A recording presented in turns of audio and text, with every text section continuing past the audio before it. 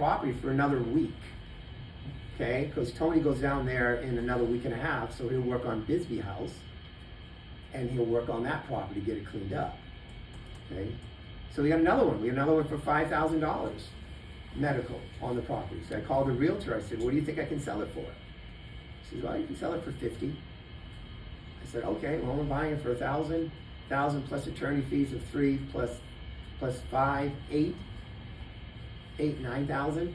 Okay, I'll pay the $5,000 medical. It's worth it, right? And I got to clean it up. Spend another 3 or 4 grand cleaning it up. And I'll sell it. Sell it for 49,000 for that. Again, I'm not fixing it up. Just putting it back on the market with the right crew. Okay? Okay. Congratulations. We've gone through the lien section. We've gone through the lien section. Now remember, those are not all the states that do liens.